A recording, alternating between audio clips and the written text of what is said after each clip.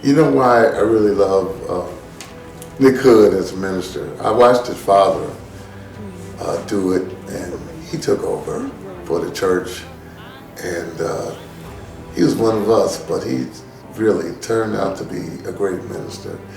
I know it's hard, and that's something that I know that all ministers may not be doing what they're doing because for the right reasons, but I know it's hard. I know he's a beautiful man, and we've been knowing each other for over 50 years.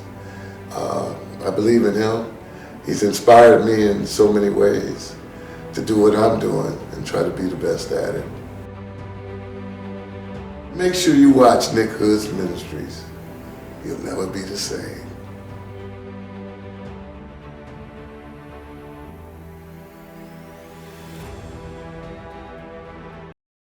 And the point that I'm making is that in everybody's life, at some point, there's a plan B. God is talking to us every step of the way.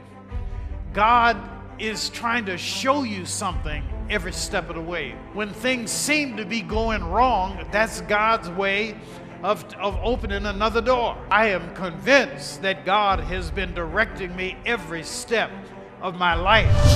On the Word Network.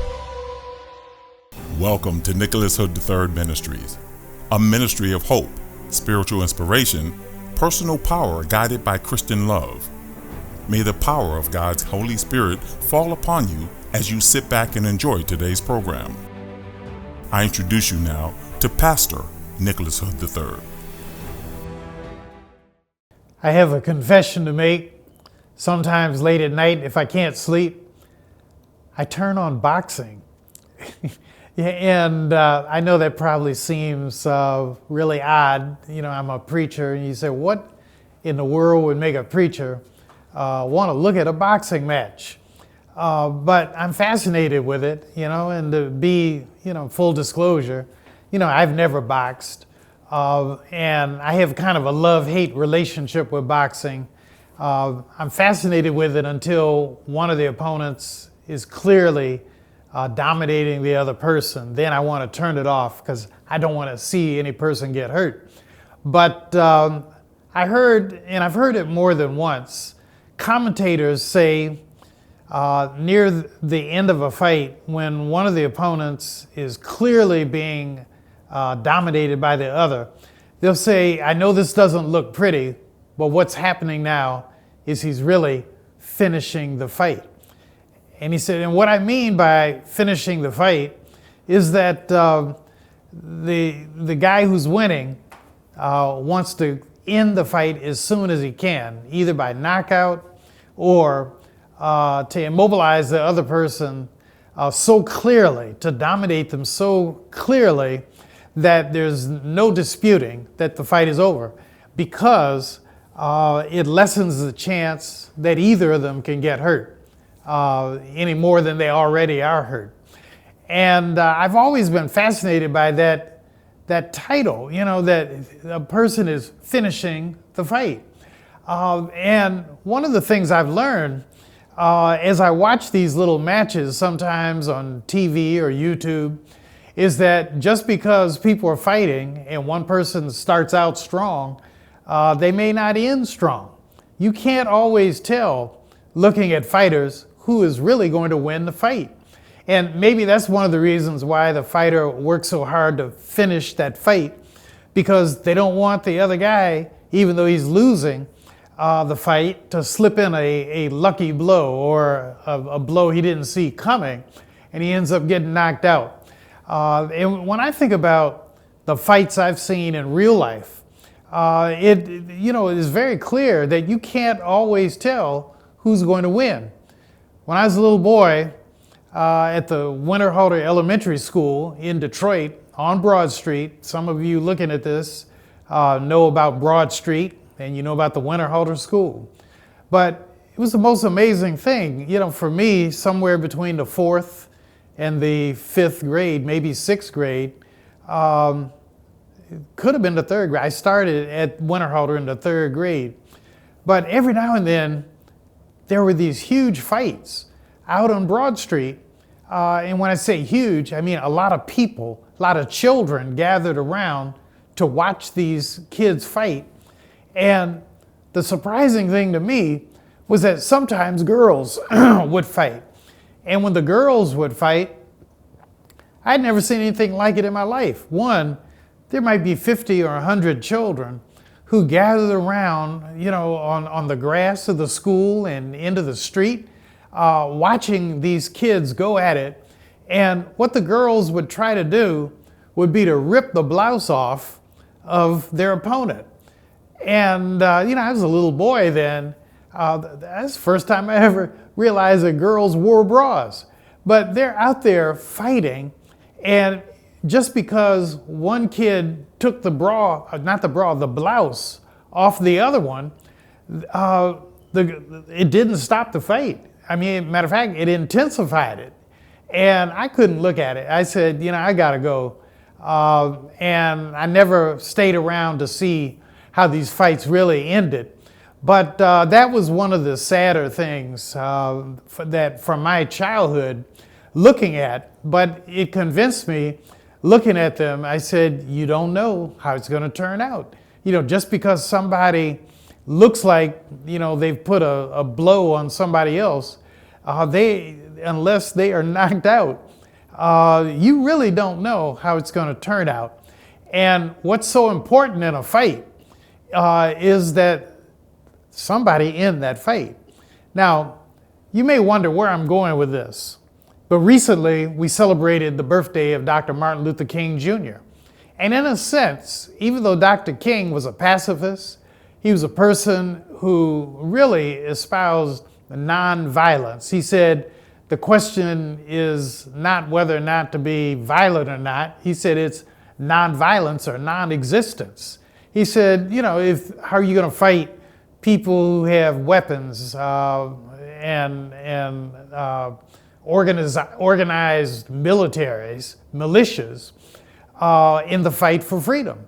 He said we have to fight on another level. So it's either nonviolence or non-existence. But by the same token, Dr. King preached that in taking the words of Jesus, where Jesus said, greater love hath no man than this, that he laid down his life for his friends. Well, Dr. King went one step further and said, a man's not fit to live if he hadn't found something he's willing to die for. And with that being a cornerstone of the theology of Dr. King to me was a pure example of somebody who finished the fight. And what I mean by that is that Dr. King was not protesting just to be protesting. Dr. King was not a person who, was just window showing, but rather every protest, every march, every thing that he did was focused on ultimately having the Congress of the United States, the President of the United States, the House of Representatives in the United States, the United States Senate, to vote on laws, to enact laws that, one, guaranteed the civil rights of African Americans, which, going back to the 13th and the 14th Amendments, were supposed to have taken care of it. But the Civil Rights legislation of 1964 and then the Voting Rights Act of 1965 were really designed to fill in the gaps in the 13th and the 14th Amendments so that black people might be further guaranteed their rightful place in American society. And by doing that, what Dr. King was really doing was, quote unquote, finishing the fight. The fight for freedom. Matter of fact, that's how it was often described in the civil rights movement. The fight for freedom was a fight, but it was a nonviolent fight. And it was a advocacy for freedom. It was designed to make the nation, black and white, people be uncomfortable with the Jim Crow laws, the segregation of the South. As a child, I attended a segregated school in my first school in New Orleans in the first grade, was a segregated school. Now, as far as I was concerned as a child, I didn't care. My first grade teacher, Myra Marion, was also my Sunday school teacher. And so for me, going to school on Monday morning was a continuum of church. And some of the kids who were with me in church school also were with me in the public school. But still, it was a segregated school. I can tell you firsthand about segregated water fountains, segregated bathrooms. I can tell you about not being able to go to the zoo at Audubon Park in New Orleans because of segregation. I can actually tell you about that. I can tell you about the Black Beach in New Orleans on Lake Pontchartrain called Lincoln Beach.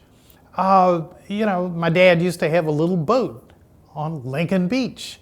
But then, when we moved up north, segregation was made illegal.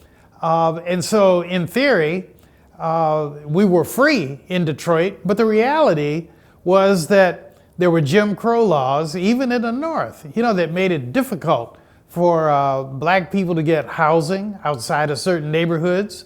We didn't have access to the same kind of financial tools for home mortgages and so forth in Detroit. And so it was difficult. And what Dr. King was really working on in the quote unquote fight for freedom was to make sure that black people had the same opportunity as everybody else. And so he was literally fighting for the finish. And the finish that Dr. King worked on, and it's amazing, it's extraordinary that all of this happened before he died. Here's a guy who started with the Montgomery bus boycott at 26 years of age. He's killed at 39.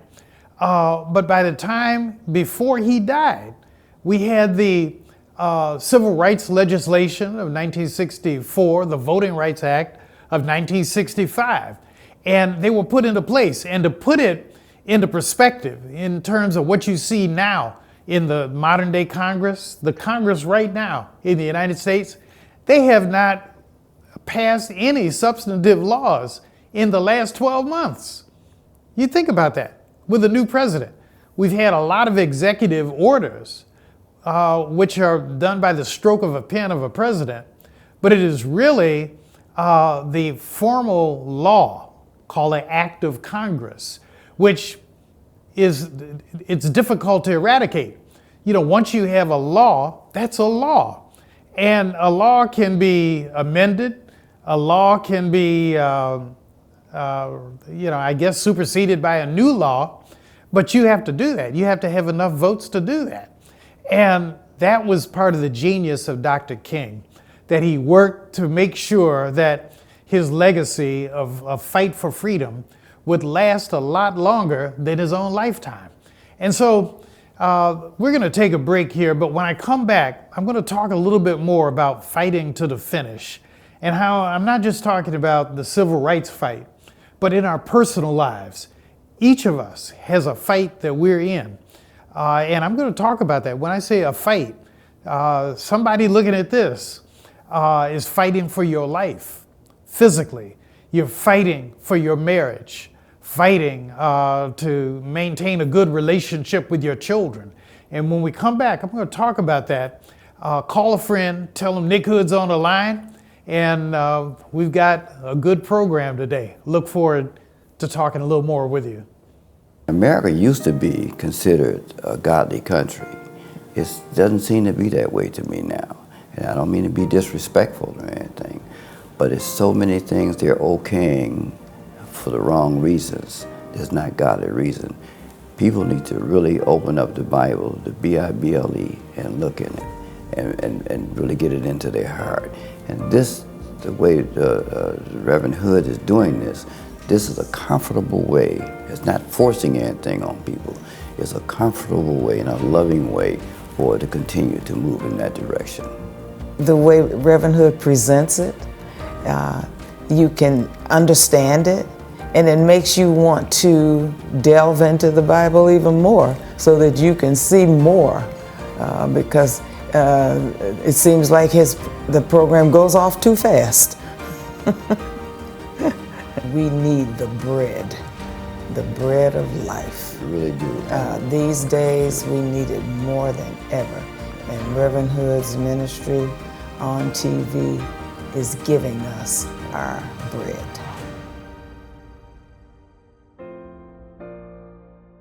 And the point that I'm making is that in everybody's life, at some point, there's a plan B.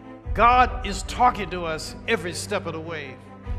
God is trying to show you something every step of the way. When things seem to be going wrong, that's God's way of opening another door. I am convinced that God has been directing me every step of my life. On the Word Network. Today I'm talking about finishing the fight. And before the break, I was making the comparison with Dr. Martin Luther King Jr. and those who went before him. Dr. King was not the first person to fight for freedom in America. You had many others. You had Denmark Vesey, I think in 1822, I hope I have my dates right, Nat Turner in 1831. They had serious rebellions. Nat Turner on a slave plantation organized a real rebellion, where they killed, I think, about 45 people. Denmark Vesey had a rebellion, and a violent rebellion, and both of these rebellions really shook up the nation because you had black former slaves who were acting just like white people. And in the process, they were doing the same thing white people would have done if they were enslaved, which is fighting back. You had a young woman, Claudette Colvin, who 9 months before Rosa Parks sat down on a bus. She sat down on a bus in Montgomery, Alabama. She got arrested. But Claudette Colvin was feisty. And the NAACP did not want really to put her out there as the face of the movement because she was, quote unquote, uncontrollable. And, they wanted somebody who might be more, acceptable to white society and even, polite black society. But the point that I'm making is that Martin Luther King Jr. was not the first African American to fight for justice, social justice. But Dr. King was a genius, and the genius of Dr. King was the marrying of his philosophy for nonviolent resistance that he honed, learning from Mahatma Gandhi in India. He married that with the gospel of Jesus Christ. Love your neighbor as you love yourself. The words of the Apostle Paul, be alert, be courageous, and be strong. But at the same time, be a loving person. And, 1 Corinthians 16. And when you see that, you think about the movement, Dr. King put it all together. And one of the things that impressed me so much about Dr. King was that he was not the only voice fighting for freedom. You had Stokely Carmichael, H. Rap Brown, Roy Innis. You had the Republic of New Africa. You had a lot of different groups who were fighting for social justice and civil rights. But the one voice that rose above all of them was Dr. King. And part of the reason why he was able to rise above these other voices is Dr. King had his eye on the prize. He wanted to finish the fight. And the fight was finished in Washington, D.C. With the enactment of the Civil Rights legislation and then the Voting Rights Act, 1964-65. Now, how that relates to us is, one, the struggle continues. there's some people who still didn't get the memo and, want to hold black people back. But we have a lot more freedom today than we did in 1964 and 1965. I lived during that period. And, I feel so blessed as to be able to say that in my lifetime, I've seen us go from segregated schools to integrated schools. I've seen us, the nation, go from segregated water fountains and bathrooms to integrated bathrooms and water fountains. I've gone from the age, I've seen it, the segregated swimming pools, the segregated beaches, to integrated swimming pools and integrated beaches. That's a wonderful thing. But the fight is not over. And you and I believe, are called to continue to fight for justice and well-being for all people. And so that's one level that I'm talking about today. We only have a few minutes left on this program, but what I want to challenge you to think about is you look at your personal life as a Christian, as you look at your life, ask yourself, am I a finisher or am I a half-doer? And what I mean by that is, those of you looking at this who are married, ask yourself, when my wife and I or my husband and I have a conflict, how do we really resolve our issues? Do we resolve them completely, or do we resolve them in a half kind of way? Do we finish the fight? And you don't want to think about married people fighting, but the reality is sometimes people have disagreements. And we need to ask ourselves, how do we settle the disagreements? My wife and I, we've been married 49 years, but the first year we were married, we had a real disagreement. And to make it matters worse, I didn't tell her I was angry. I was angry because she wasn't making up the bed.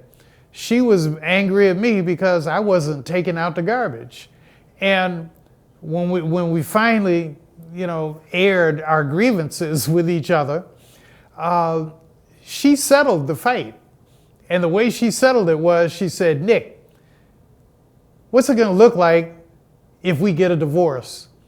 If we get a divorce, and on the local black newspaper, it's called the Michigan Chronicle, she said, I can see it now, a headline on the Michigan Chronicle, local black preacher and wife divorce over garbage. And when she said that, I fell out laughing. I said, that's the funniest thing I've ever heard. And you know what? For the rest of these 49 years, I've been taking out the garbage. That's how we settled that fight. She finished that fight. And on every level, we need to be closers. We need to be able to, the salespeople talk about closing the deal, making the sale. Well, every parent needs to be a closer, a finisher with their children. And when I say that, sometimes we think we've closed the issue with a child because we put them on punishment. We think we've, finished things with a child because we've out-talked them. Maybe we made them go to bed early.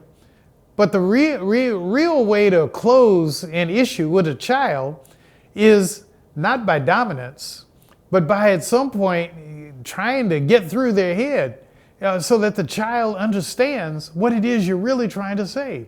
For the single person, who's trying to figure out their life, you need to worry about being a finisher and not a half-doer. A finisher at work, a finisher at home, a finisher even in the dating process. Those looking at this right now, we've got a couple who are looking at me from someplace in California.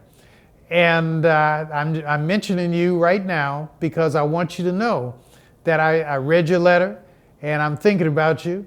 And, I'm encouraging you to be finishers in your faith, finishers in your love.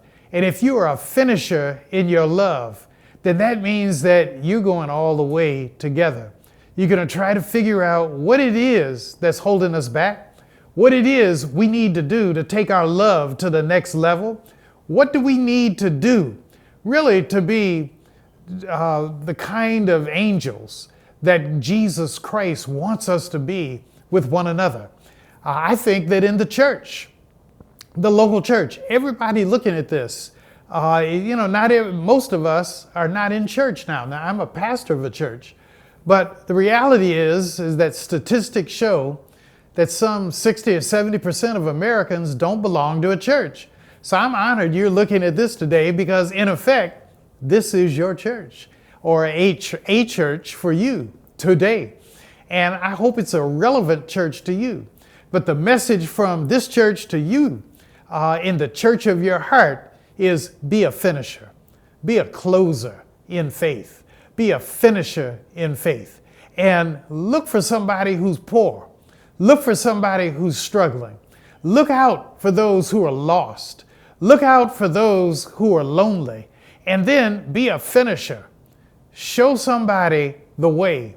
If you know the way, if Jesus Christ is making a difference in your life right now, if the Lord is helping you to be happy, even in the worst of times, if the Lord has shown you how to be gracious and merciful when other people are mean and uncouth and unkind to you, then share that good news with somebody. And in the process, what you will find is that you will be a finisher for the Lord. That's what I'm trying to do right now. I'm just trying to be a finisher for Jesus Christ. And to finish for the Lord, that means that I just want to share the good news that the Lord has put on my heart with you right now. And I want you to take the ball and run with it. I want you to take this glory and let it shine to the east, to the west, the north, and the south. Let the world know that you are a child of Jesus Christ and you are here to make this world better. I thank you so much for being with me today. I hope you've enjoyed this program, and I look forward to seeing you next week. God bless, God keep you, and remember, I'm praying for you. We hope you've been blessed in a powerful way. Just knowing you took the time to watch today's broadcast is a great encouragement to Pastor Nick Hood. If this broadcast has been a blessing to you, we ask that you mail a tax-free donation to Nicholas Hood Ministries at 4535 Chrysler Drive, Detroit, Michigan, 48201.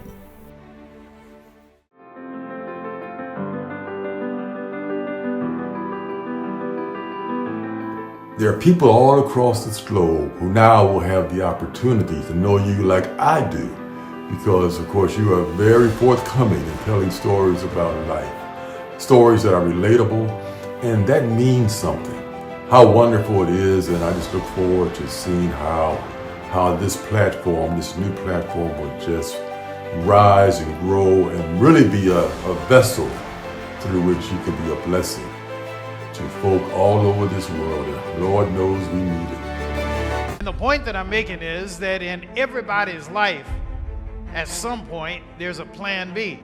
God is talking to us every step of the way. God is trying to show you something every step of the way.